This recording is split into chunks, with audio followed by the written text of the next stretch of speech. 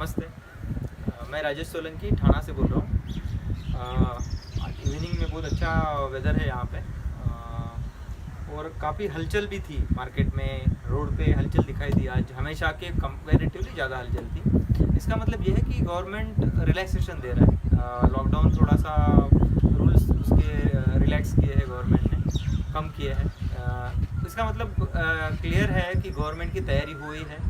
Government तैयार है कि पेशेंट आए और ट्रीटमेंट करने के लिए उसकी जो ताकत थी उसने बढ़ा ली है। हॉस्पिटल शायद रेडी होंगे, बेड्स शायद रेडी होंगे, वेंटिलेटर्स या जो भी कोरोना वायरस के पेशेंट्स को ट्रीटमेंट करने के लिए जो जो ज़रूरी होता है, जो गवर्नमेंट जिसके लिए वेट कर रहा था, जिसके लिए गवर्नमेंट ने टाइम लिया था, लॉकडाउन का जो मेन पर्पस था अपने को घर पे रखने का, तो दिख रहा है कि शायद गवर्नमेंट का काफ़ी हद तक तैयारी हो चुका है और 15-20 दिन में और तैयारी हो जाएगा। उसके बाद लॉकडाउन में शायद और रिलैक्सेशन होगा।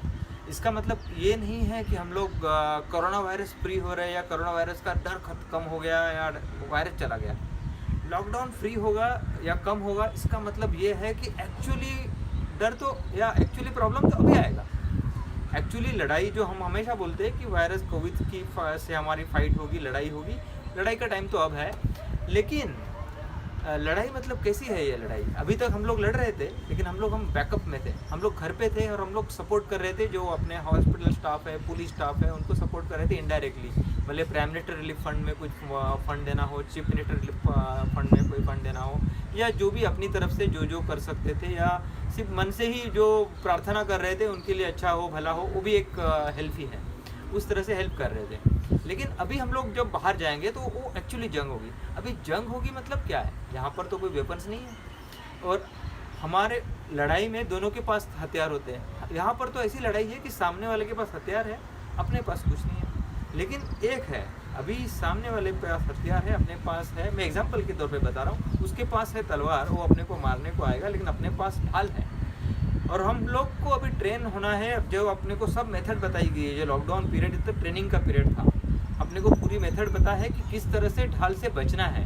जो ढाल से बच पाएगा वो देश को भी हेल्प करेगा, अपने आप को भी हेल्प करेगा और वही जीतेगा।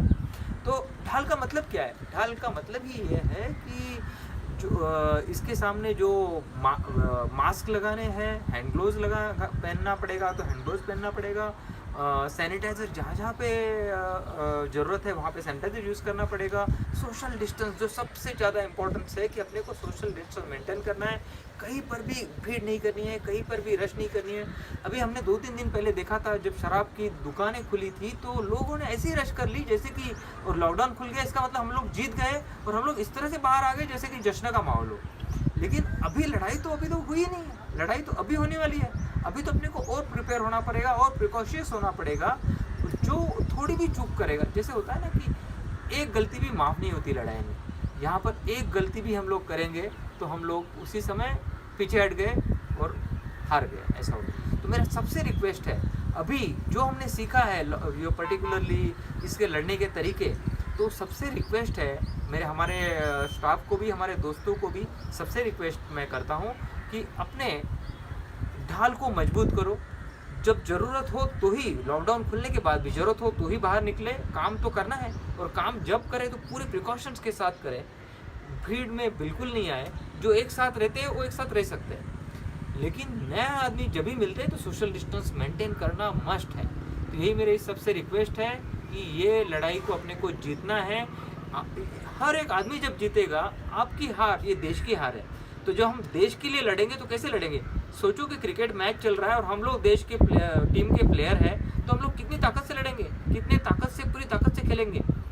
वैसे ही अगर लड़ाई हो रहा है और हमारी ऊपर जिम्मेदारी है देश को जिताने की, तो किस तरह से हमारा जज्बा होगा, उसी जज्बे के साथ अपने को फील्ड पे आना है। अपने को प्रिकॉशन लेना पड़ेगा एटलीस्ट नेक्स्ट 2 to 3 मंथ। उसके बाद में अपने को लगेगा भी नहीं, आदत हो जाएगी, ये रोज़मर्रा की आदत हो जाएगी और हम लोग की बॉडी भी इम्यून हो जाएगी और वो वायरस अपने का कुछ नहीं बिगाड़ सकता। अपने को सिर्फ तैयार रखना है अपने आप को पूरी तरह से नेक्स्ट 2 to 3 मंथ्स।